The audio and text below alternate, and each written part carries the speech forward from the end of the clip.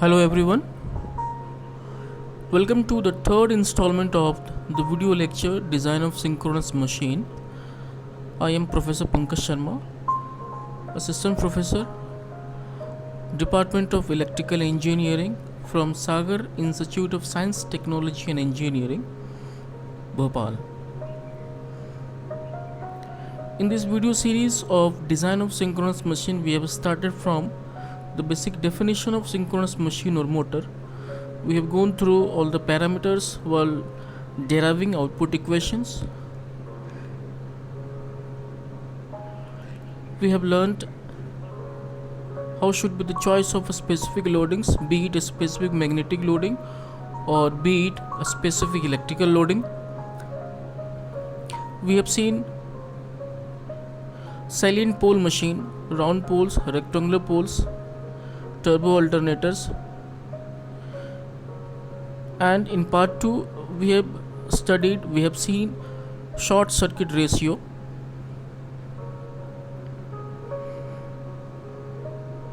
length of the air gap, its advantages and disadvantages, estimation of length of air gap, selection of number of slots, turns per phase. Today in this video lecture we are going to start from conductor section. Current per phase we know is equal to kVA into 1000 upon 3 into EPH. The conductor current IZ is equal to IPH when all the turns per phase are connected in series, but IZ is equal to IPH upon A if there are a number of parallel paths per phase. Sectional area of the stator conductor AS is equal to IS upon delta S, where delta S is the current density in stator windings and IS is stator current per phase. A suitable value of current density has to be assumed considering the advantages and disadvantages. Here are the advantages of higher value of current density. First one is reduction is cross section. Second one is reduction in weight.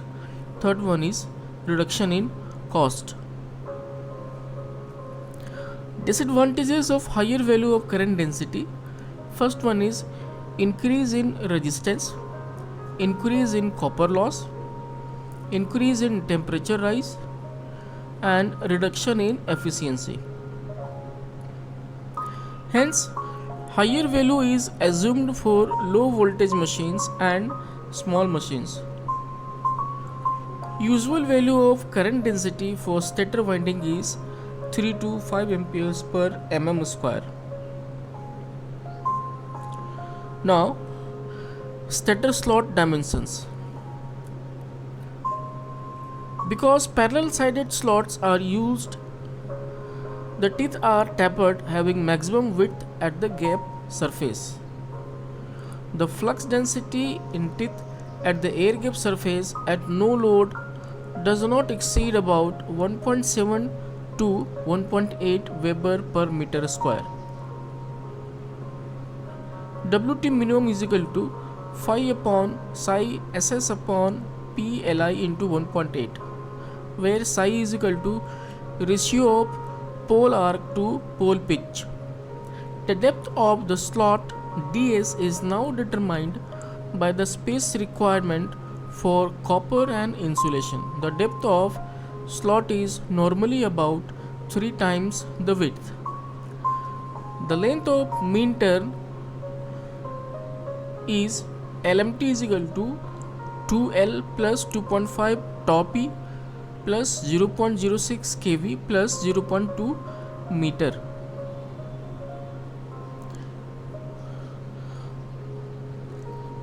The next topic is design of field system for the salient pole rotor. The dimension of pole are given as axial length of the pole is equal to axial length of the pole may be assumed 1 to 1.5 cm less than that of the stator core. Width of the pole Leakage factor for the pole is assumed varying between 1.1 to 1.15. Thus, the flux in the pole body is equal to 1.1 to 1.15 phi. Area of the pole is equal to flux in the pole body by flux density in the pole body. Flux density in the pole body is assumed between 1.4 to 1.6 Weber per meter square. Area of the pole is equal to width of the pole into net axial length of the pole. Net axial length of the pole is equal to gross length into stacking factor. Stacking factor may be assumed as 0.93 to 0.95. Hence, width of the pole is equal to area of the pole by net axial length of the pole.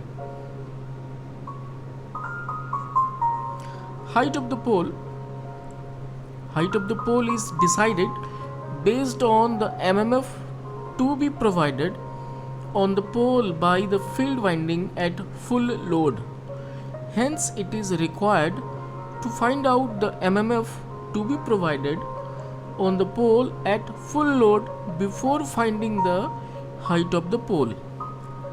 Full load field ampere turns required for the pole can be calculated based on the armature ampere turns per pole. Hence, full load field ampere turns per pole can be assumed 1.7 to 2.0 times the armature ampere turns per pole. Armature ampere turns per pole ATA is equal to 1.35 IPH TPH kW upon P and ATFL is equal to 1.7 to 2.0 ATA. These all two equations are given to you in your previous lectures of the series Electrical Machine Design. Now, the height of the pole is calculated based on the height of the field coil required and the insulation.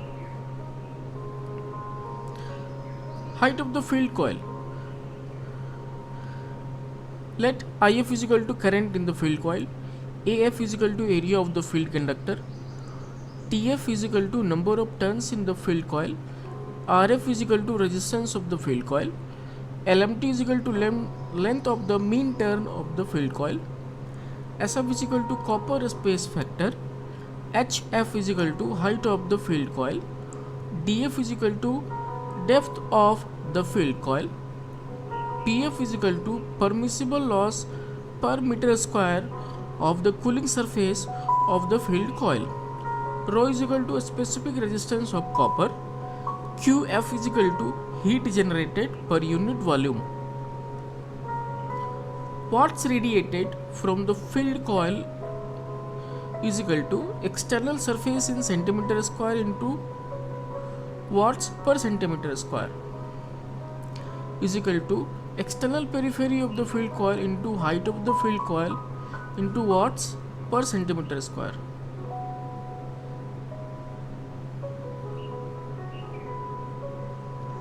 Total loss. Next, coming to total loss in the coil is equal to IF square into RF is equal to IF square into rho into LMT into TF upon AF. Total copper area in the field coil is equal to AF into TF is equal to SF HF DF. Hence, AF is equal to SF DF HF upon TF. Thus, watts lost per coil is equal to IF square into rho into LMT into TF in a bracket into TF divided by SF HF DF is equal to in a single bracket IF DF whole square into LMT upon SF HF DF. Loss dissipated from the field coil is equal to QF into cooling surface of the field coil. Normally, inner and outer surface of the coils are effective in dissipating the heat. The heat dissipated from the top and bottom surfaces are negligible. Cooling surface of the field coil is equal to 2 into LMT into HF. Hence, loss dissipated from the field coil is equal to 2 into LMT into HF into QF. For the temperature rise to be within limitations, watts lost per coil is equal to watts radiated from the coil IFTF whole square rho into LMT divided by SF HF DF is equal to 2 into LMT into HF into QF. Hence HF is equal to IFTF in a bracket divided by 10 raised to the power 4 into under root SF DF QF is equal to ATFL into 10 raised to the power minus 4 divided by SF DF QF. Depth of the field coil is assumed from 3 to 5 cm. Copper space factor may be assumed as 0.6 to 0.8. Loss per meter square may be assumed as 700 to 750 watt per meter square. Hence, the height of the pole is given as by the formula HF plus height of the pole shoe plus height taken by the insulation. Now let's go to the next topic, which is design of field winding. Generally, the exciter voltage will be in the range of 110 volts to 440 volts. 15 to 20% of voltage is kept as drop across the field controller. Hence, voltage per coil VC is equal to 0.8 to 0.85 exciter voltage upon number of field coils. Assume suitable value for the depth of the field coil. Mean length of the turn in field coil is estimated from the dimensions of the pole and the depth of the field windings. Mean length of the turn is given by 2 into under bracket LP plus BP plus pi into DF plus 2Ti, where Ti is the thickness of insulation on the pole.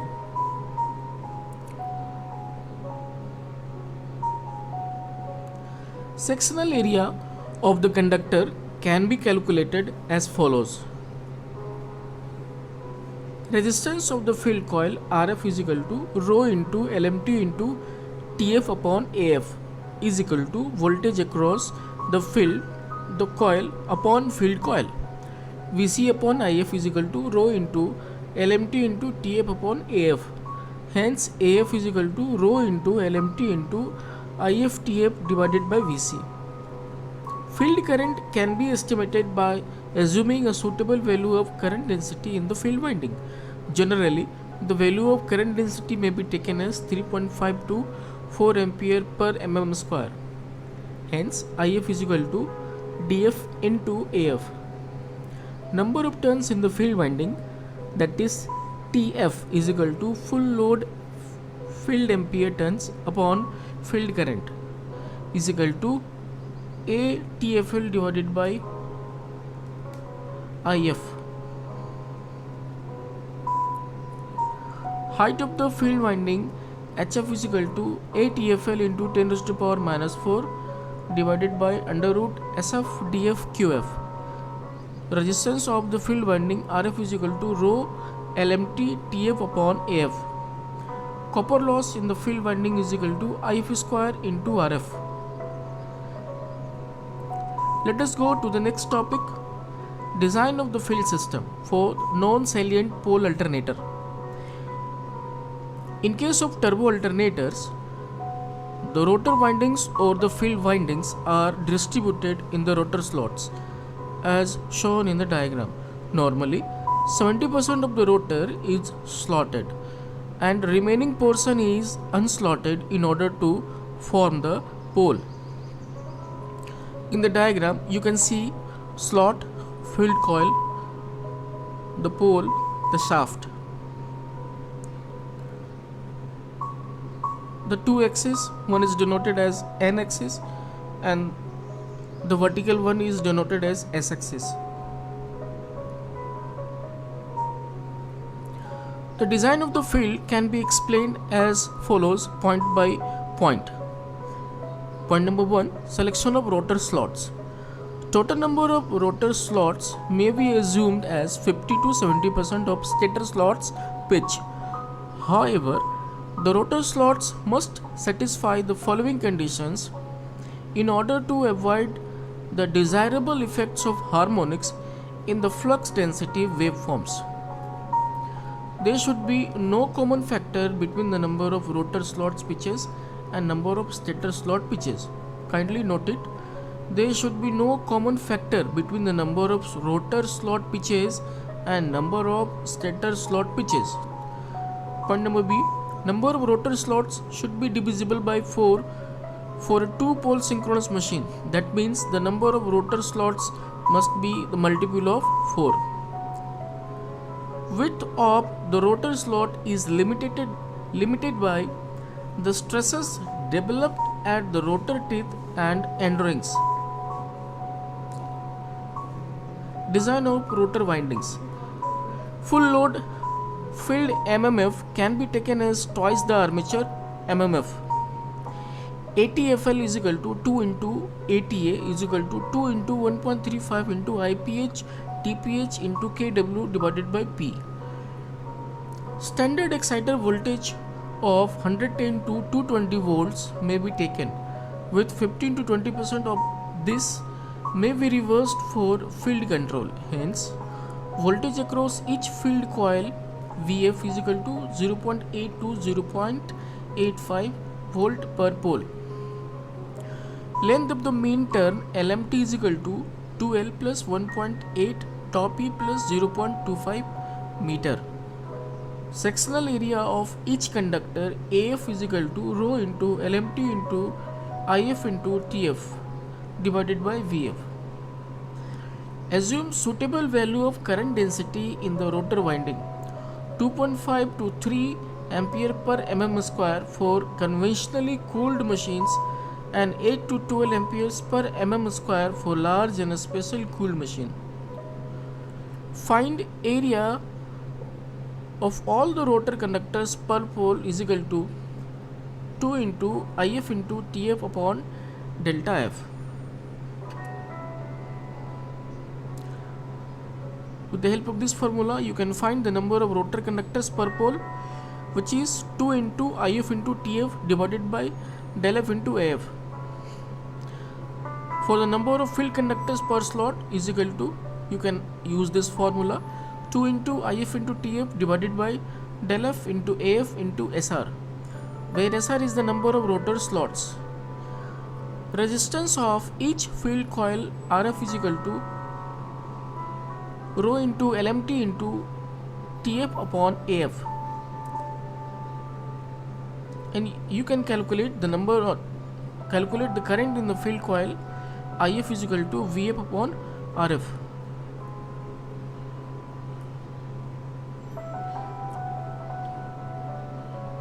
This is all about this video. This is the end of this part 3.